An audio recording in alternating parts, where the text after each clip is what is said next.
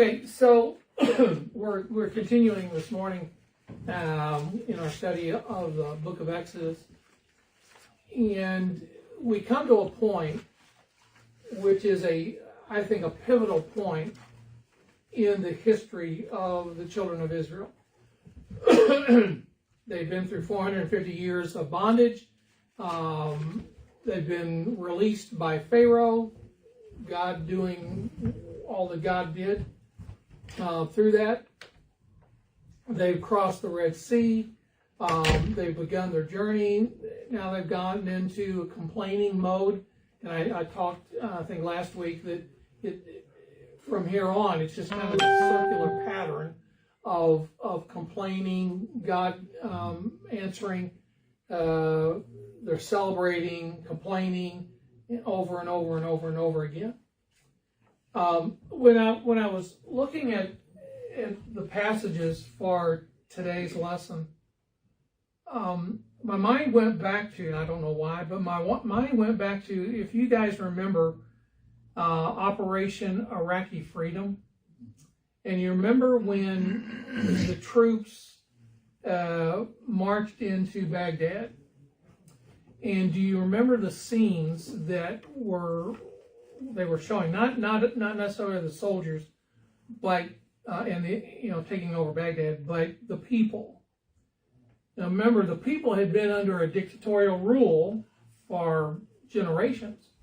Saddam Hussein was to say he was an awful person is being kind, I guess. And all of a sudden now, they're free. Saddam, at least at that point, Saddam Hussein had escaped. They later found him buried he was in a hole. And the people were just running crazy. There was all kinds of looting, all kinds of stuff going on. So here was a people who, I think it would be safe to say they were enslaved by Saddam Hussein's rule, and now they're free. Now, what do they do with the freedom? I remember there was an interview with, I forget the name of the guy, the Secretary of Defense at the time. And he said, how do you, they were talking about the looting, all the craziness that was going on. And he said, well, how do you expect a free people to act when they've been under a dictator for however many years? Now, that came across to me, and I remembered that as I was looking at this, because again, this is a pivotal moment. Remember, how do the children of Israel act when they're free? So they're going from bondage, right, to having a promised land. Mm-hmm. So they're going from here to there. God wanted more from them than just them being free. He expected more from them, but how? How does that happen? Well, God wanted to instill within them some guidance that even to this day has influence. If you saw my post yesterday on our page, I asked the question, what, if any, significance does the Ten Commandments have for us today? Why is it important? Well, if you get to looking and studying history, our nation was founded, we call it a Judeo-Christian nation, was founded on the Ten Commandments. And there is usually, every few years there's always a debate about where we can have the Ten Commandments posted. It can be in a courthouse, in the school, where, okay? It was foundational to the founding of our nation. So all of the laws that we have are based upon the Ten Commandments, what we're going to read about today, okay? So that's the significance for us. So the children of Israel, historically, the children of Israel needed something to rein them in. I don't know if that's a good word. Rein them in, to give them some kind of structure. That's the word I'm looking for. Some kind of structure, because he wasn't thinking of them just in the wilderness wandering. He was thinking what's going to be like for them when they get into a polytheistic culture. Remember, they came from a culture where Pharaoh was God, little g. Okay? They're going into a culture where the tree is a god. Everything is a god. All right? So that's kind of where we're at. So this is a pivotal moment that they're meeting on Mount Sinai. And there's another first, and we'll get to it here in a minute. There's another first that takes place that doesn't take place again until the New Testament. All right? We'll get to that in a second. All right? First of all, and I apologize that I didn't put a space in there. God's identity. Chapter 20, verses 1 and 2. And God spoke all these words, I am the Lord your God, who brought you out of Egypt, out of the land of slavery. Do you notice anything interesting there? Look at it. It does not say Moses spoke these words. It does not say that Aaron spoke these words. This is the first time that God is speaking directly, audibly to his people. Whew. I can't, it wasn't like a theophany kind of thing. This was an audible voice. We often hear today, God's, I feel God saying this, or God told me this, or the Spirit said this to me, whatever. This is different. He is speaking audibly to them. Now, what does that say? Number one, he says, I am the Lord your God. It's his authority. Yeah. Now he's speaking to all of them? All of the children of Israel. They can all hear him audibly. Because again, it doesn't say Moses said these words. It doesn't say Aaron said these words. God spoke all these words. So everything that we're going to be reading today is coming audibly from God. Now, later on, these 10 commandments would be written on stone. Moses would have them, so on and so forth. But here, in this is the first encounter. Can you imagine what that had been like? This wasn't like thunder. This was an audible voice. And he's saying, okay, watch this. So let's get things straight. Before we go any further, let's get things straight as to who's in charge. I am the Lord your God. Moses may be leading you, but Moses isn't in charge. I am in charge. Woo-hoo. Now watch, he's reminding them, I am the Lord your God who brought you out of the land of Egypt. So he's reminding them, audibly now, he's reminding them who he is, number one, and what he has done.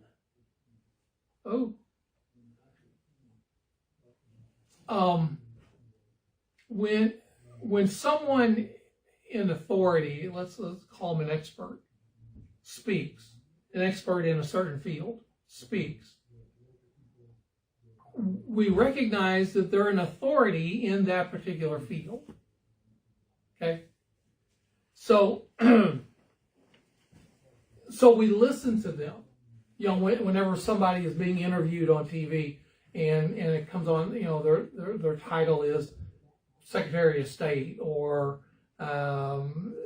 Ambassador to the UN, whatever. We listen closer because they have authority. When the president speaks, even now, he's like the president-elect. He's not been inaugurated yet. He speaks with authority. What was it he said this last go around? There was a news conference in Mar-a-Lago, And there was this guy, I can't remember the guy's name, but there was a guy who is the emissary, doing a deal, negotiating with Hamas about the release of the hostages. Okay? And so this guy's standing there at the podium, and Trump's over here at the side, and then Trump, they're asking questions, and Trump says, listen now, if the hostages are not released when I am inaugurated, and I'm going to quote him directly, all hell will break loose. Now, when he said that, he's not like in conversation, and he's not necessarily speaking to the reporter. He's speaking to the head of Hamas. If you don't do what I say to do, then this is going to happen. All right? This is the same kind of thing, even more so with God here. God is saying, I am speaking these words audibly, directly to you. It has importance. Okay? It has significance to get you from here, from slavery, to the promised land. And what I tell you from here on is going to guide you for generations to come, for multiple generations to come. Okay? So I want you to recognize how, so he's saying, number one, I'm the one in authority. It's no longer Pharaoh. It's not even Moses, not even Aaron. I'm in control. Now I'm using Moses and Aaron, but I am the one in control here. Do what I tell you to do. Okay? Who brought you up out of the land of Egypt. Remember what I did? Out of the place of slavery. Now later on, he will talk to them about that, that they're going to be in a covenant. That's what really this is. The Ten Commandments is a covenant between God and his people. Okay? Jim. Yeah. It says that Glenn Proddy is watching, so I think that's Kathy. Oh, great. But that reminded me, Glenn's house did burn down this last week. And so I don't know what the needs are there or anything, but That was their son, right? right. Yeah. Kathy's Okay. son's house burned. All right. California. No, in Bourbon. Yeah, just outside of Bourbon there. Yes. Yeah. Yeah, it was completely destroyed, right? As far as I know. Okay. That's what I had heard. All right. Well, glad you're joining us. Okay. Number 2. This looks different on my computer. I don't know why. Relating to God. Now we're going to get into some specifics here. Chapter 20, verses 3 to 11. You shall have no other gods before me. You shall not make for yourself an image in the form of anything in heaven above, or on the earth beneath, or in the waters below. You shall not bow down to them or worship them. For I, the Lord your God, am a jealous God, punishing the children for the sin of the parents to the 3rd and 4th generation of those who hate me, but showing love to 1,000 generations of those who love me and keep my commandments. You shall not misuse the name of the Lord your God, for the Lord will not hold anyone guilty who for the Lord will not hold anyone guiltless who misuses his name. Remember the Sabbath day by keeping it holy. 6 days you shall labor and do all your work, but the 7th day is a Sabbath to the Lord your God. On it you shall not do any work, neither you nor your son or daughter, nor your male or female servant, nor your animals, nor any foreigner residing in your towns. For in 6 days the Lord made the heavens and the earth, the sea, and all that is in them. But he rested on the 7th day. Therefore the Lord blessed the Sabbath day and made it holy. Okay. One of the things that just came to mind, when people join the military, they go through 12, 13 weeks of boot camp. The reason they go through boot camp is to strip away their civilian thinking and get them to thinking military. Okay? Not thinking of themselves, but thinking of their unit whatever there is, or like in the Air Force, it's squadron. Once they get out of the military, if they've been in for any length of time, once they get out, particularly those who have been in combat and get out of the military, they struggle with adjusting to military life. Now, from what I understand in listening to vets, is that there's like a transition classes that you go through that the military provides, transitioning you back into civilian life. But remember, they have been trained a certain way. That civilian thinking had been stripped away, and now they're thinking military. To readjust to that, some just don't. In fact, we know that the highest suicide rate is among veterans because they just can't readjust into civilian life. This is why God is giving them direction here. How are we supposed to act? You know, our parents, our grandparents, our great-grandparents were slaves. How are we supposed to act? Think of our own history when in, what was it, 1864 or 65, the Emancipation Proclamation. Wait a minute, we're free to do what? And some of the former slaves, they didn't know how to act. They didn't know how to be. Okay? Same thing exactly. So that's why God is giving them some direction as to, now he's sharing a negative to get across a positive. Does that make sense? He's sharing a negative to get across a positive. So he said the very first thing, no accident, do not have any other gods beside me. Do not make any idol for yourself, whether in the shape of anything in the heavens or above or the earth below, the water, okay? Do not bow in worship of them.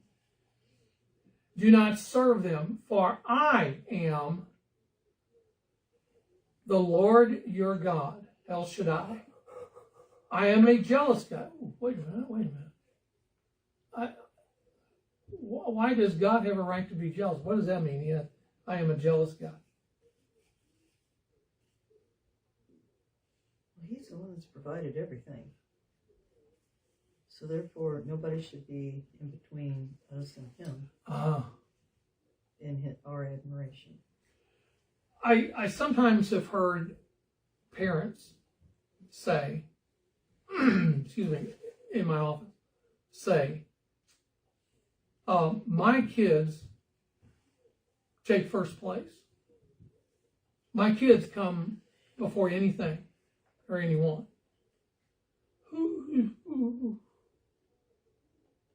Now I get my kids are my priority. I think that's the intent. But you have to be careful because you've heard me say multiple times in here, God shares first place with no one. He says, don't worship anything or anyone besides me. Look at it. Do not make an idol for yourself. Now, why would God be telling them about idols? They don't know nothing about idols. Because they're going to a land in Canaan where they are polytheistic. They have many gods, many idols, right?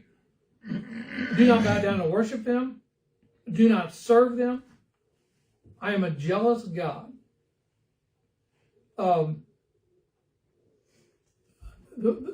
he says he's a jealous God, he's talking to them, again, this is covenantal language.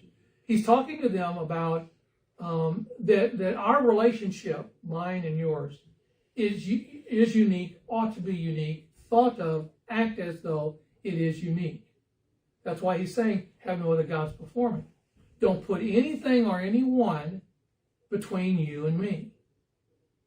And multiple times when you look at the history, particularly as you read in the rest of Exodus, Deuteronomy, Numbers, to a certain extent, they failed at that over and over and over and over again. They started intermarrying with the people of Canaan, which led them astray time and time again. Okay, let's see. And then watch this. He says, I'm a jealous God, bringing the consequences of the father's iniquity, they follow the gods, on the children of the third and fourth generation of those who hate me. What does he mean by that?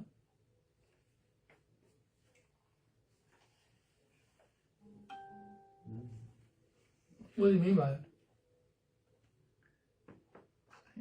What you and I do has implications for generations. Okay? If a family has never one time, not even on Easter or Christmas, entered the church, that affects multiple generations. I dealt often with what's called multi-generational dysfunction. You could trace it back. Well, my parents were this way. My home was this way. Well, what happened with that? Well, my grandpa and grandma were that way. Okay, so it affects. So that's what he's saying here. He's saying, I'm a jealous God, and there's going to be consequences. If you go following after other gods, there's going to be consequences to the children of the third and fourth generation. Oh.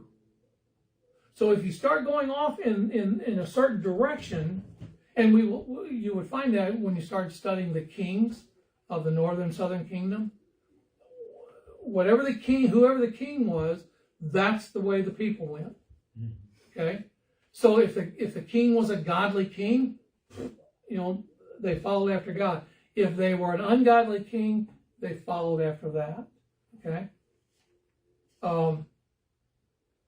Let's see. The iniquity on the children of the third, fourth generations who hate me, but showing faithful love, to watch, to 1,000 generations of those who love me and keep my commandments. You ever heard that phrase before?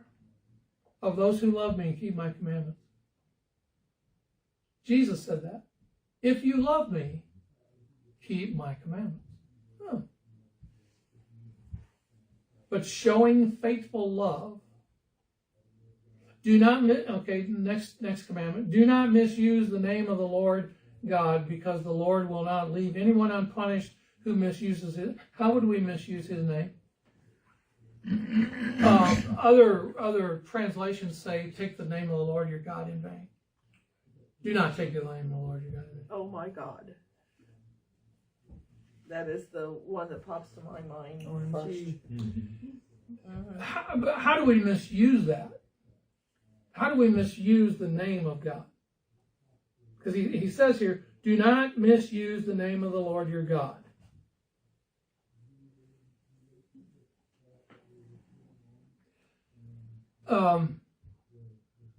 God told me, because I prayed about it, God told me that I need to buy a 2025 Harley trike. God told me that. Didn't tell my old. I believe you. Go get it. Huh? I believe There you. you go. That's confirmation right there. Amen, brother. That's what it means to misuse his name. Yeah.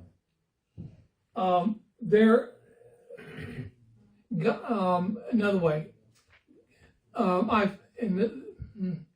You'll get what I'm saying here. The Spirit of God told me during my prayer time this morning that I need 1,000 listeners to send in $1,000 seed offering. That's misusing God's name. That's what it means here. Attributing my own motives and attributing those selfish motives to God. That's what he means here. Okay? Swearing too. Not necessarily Yeah. that language, but like, I swear to God I will get revenge. Yes. Or I swear Yes. I will. God will bring vengeance upon you. Yeah.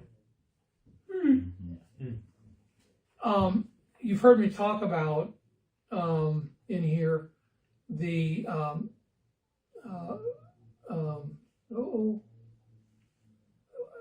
it has another name, but the only the name it and claim it theology. Word of faith. There you go. Word of faith. The Word of Faith movement misuses this more than any other thing. Now, God's Spirit does speak to people. It speaks to you, speaks to me. But He would not speak to you and me, I don't think, about buying a 2025 Harley Davidson trike. He might bless us with the means to do that. They often use the I think it's in Psalms, God will give you the desires of your heart. That's often misquoted or misapplied. It doesn't mean that, if I have a desire of $1 million that God's going to give. I often think of the people in Los Angeles area, Hollywood area, losing multi-million-dollar home. Everything they've goes up in smoke. Everything they've got. Now, I'm not going to be bold enough to say God's doing that, but I think God can use that. They had a thing on TV Thursday. It was one of these award shows. I don't remember which one it was. But whoever was doing the majority of the speaking had said something about God. She said, but you're in a land of godless things here. So you don't hear that out here. And the next day, that's when the fire started. See, yeah. And I was paraphrasing it. Yeah. Okay. Verse 8. But remember, but the seventh day is the Sabbath. Let's see, wait a minute. Verse 8. Remember the Sabbath day to keep it holy. 6 days you'll labor, but the seventh day is the Sabbath day. Why would he say that? Why would he say take a break on the Sabbath day? Well, that's what He created the world. He set the example for us too. He rested. Now think about this in terms of our current culture. It's hard to do that. Can you imagine for just a moment if all hospitals shut down for a day? All emergency rooms shut down for a day. All ambulance drivers, doctors, nurses shut down for a day. No. Many churches now will have church on Saturday. We'll have church on Tuesday. Have church on Friday. He's saying here that you need to set aside. Now, when you jump up into the New Testament, the Pharisees and Sadducees took it to a whole new level. They were saying you cannot bear a burden on the Sabbath. Okay. So they were taking it to a different level. Okay. You must not do any work. You, your son, your daughter, male, female servant, livestock, don't do any work on that day. Why? 1 day a week.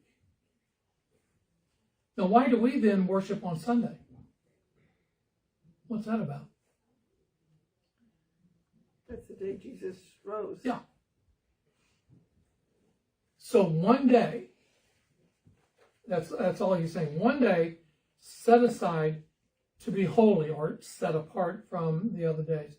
For the Lord made the heavens and the earth and the sea, everything in them, 6 days. Then he rested on the seventh day. Therefore the Lord blessed the Sabbath day and declared it holy. Now, you want to be careful, okay, with these first ones, that you don't become legalistic. Okay? That the only day to worship or to set aside is the Sabbath day. No. You can worship any day of the week. We choose the first day of the week because of Jesus being risen on the first day of the week together corporately. But you can worship any day of the week. All right. Those first, that first grouping of commandments deals with our relationship to God. That's primary. What we're going to look at next is our relationship to each other. Okay? So finally, relating to others, chapter 20, verses 12 to 17. Someone read that. Honor your father and your mother, so that you may live long in the land of the Lord your God is giving you. You shall not murder. You shall not commit adultery. You shall not steal. You shall not give false testimony against your neighbor. You shall not covet your neighbor's house. You shall not covet your neighbor's wife, or his male or female servant, or his ox or donkey, or anything that belongs to your neighbor. Mm-hmm. Okay, let's start. So honor your father and your mother. That's kind of like a transition command, if I could put it that way. Transition commandment between relating to God and relating to each other. Honor your father and mother so that you may have a long life. What? Honor your father and mother. What is that? Honor your father and mother. What does that mean? That's kind of the father. That's the family unit. Uh-huh. That's what, God based a lot on, is the family unit. And how would that apply to our culture today? It's gone. Yeah. It is simply amazing to me. Maybe it shouldn't be, but it is. In how many homes the kids rule the roost. The kids are in control.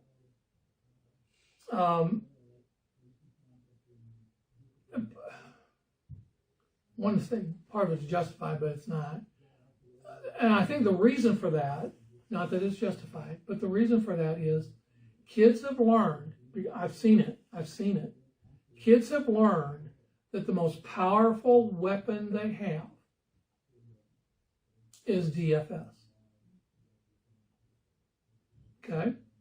All they have to do, if mom or dad take away the PlayStation, all they have to do is make a phone call. That's all they have to do. And you've heard me say in here before, once that ball gets rolling, it don't stop. There's no longer nobody in control. I had a 13-year-old male tell me that directly in my office, without the parent there, in the office. That all I have to do is make a phone call. Heidi was in second grade. I'll never forget this. And they had a life-size poster of stating, are you abused, this or that, or whatever.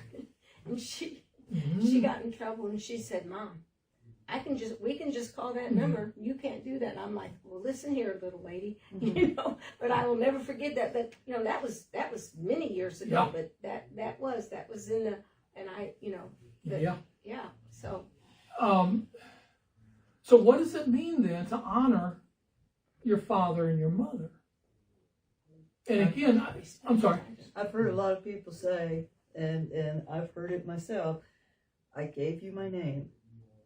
Now you respect it. Yep. And don't you do anything to tarnish the name I gave you. Yeah.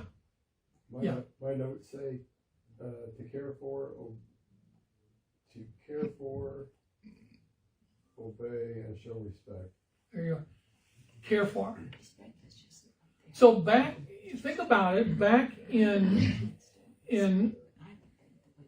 this time period, in Moses' time period, even in our own nation, up until, maybe the 60s, family took care of family.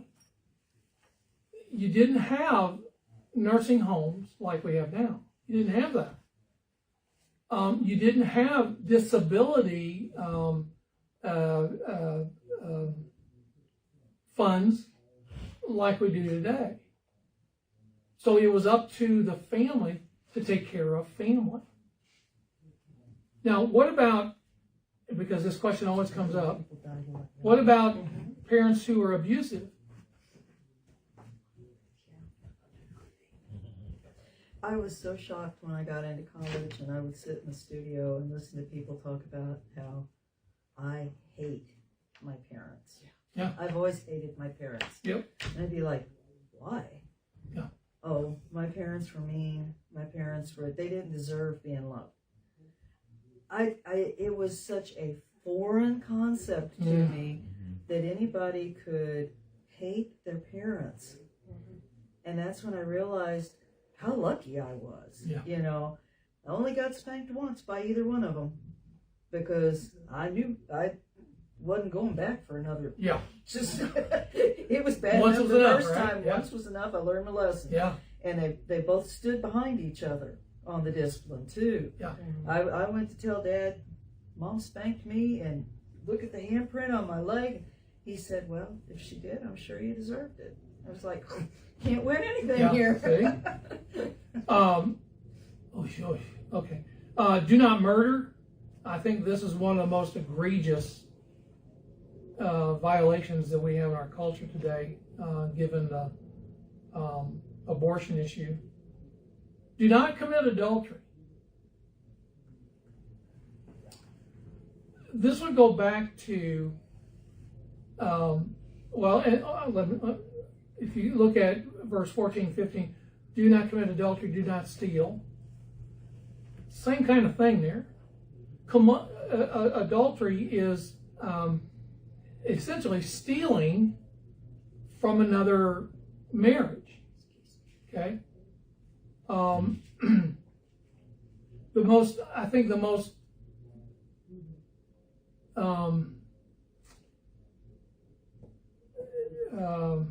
what do I want to say here? We oftentimes say things in a marriage that we shouldn't say. For instance, particularly with adultery. The only reason that I would ever divorce you is if you cheat on me. So we're married 25, 20 years, 30 years, whatever. And I can't stand my spouse anymore. I just can't. I don't like the way they eat. I don't like the way they breathe. I don't like anything. So what am I going to do? I'm going to cheat. Because that lets me out of the marriage. I would sit with couples, numerous couples, who had that very thought. They told me, my spouse told me that the only way that they would, I don't have any other reason, but I want out of the marriage, and so they would intentionally cheat. It may have been a one-night stand, but they cheat, and then they fall back on this. Okay? Do not steal. Do not bear false testimony against your neighbor. Now here's an interesting one. Do not covet your neighbor's house. How do you measure covetousness? How do you measure that? How do you know? These other things are outward, right? Murder, adultery, steal, false testimony. How do you measure covetousness? What is it? I think is it relative to how long you dwell on something? Because I mean, any one of us could wish for something in an instant, but then I work with a guy that he daily, wants to have materialistic things. Yeah. I think you're right on it, and I think it goes to a sense of plotting to get it. So, you have something that I really wish I had, whatever that might be. I really wish I had it, and like you're saying, I'm just thinking about that, and it goes from just thinking about it. Oh, I wish I had that, to plotting to get it. Okay. Now I think that goes into. Notice what he says here. Do not covet your neighbor's house. Do not covet your neighbor's wife. Male, female servant, his ox, his donkey. So belongings, spouse, all of that is covet. So, you know, I wish I had a different spouse. And then you start plotting to get that different spouse. What do? Well, you commit adultery. That will get you that different spouse. Huh. I often told people who would come in to see me and there's been an affair that if someone cheats on you, if someone cheats with you, they will cheat on you. Okay? It just plays out every single time. Why? Because the relationship starts out with mistrust. And the big thing is not necessarily the sexual encounter. The big thing is the deceit. That's the big. So that's what he's talking about here, because he includes your neighbor's wife. Anyone, his stuff, her stuff, anything that belongs to your neighbor. Okay. This is hard stuff. But I think it's going to, and there'll be multiple times throughout the wilderness wandering, and even when they get into the promised land, where the children of Israel will break these commandments one after another, after another, after another. And when you break a commandment, there are consequences. He says there'll be consequences. Okay? So next week we'll pick up with another part of their journey to the promised land. Let's have a word of prayer. Father, thank you for this time of study to remind ourselves of how you have laid out our relationship not only with you, but with one another. I pray, God, that each day that we arise, that we would make a commitment to you, anew and afresh for that day, to do what we can do to keep your commandments, knowing that we are frail creatures of dust, that we are prone to sin. And when we do, you are standing ready to forgive if we confess. So, Father, I pray that you would watch over us this next week, that you would teach us, that you would use us, and that you would protect us. For it's in Jesus' name that I pray. Amen. Thank you all.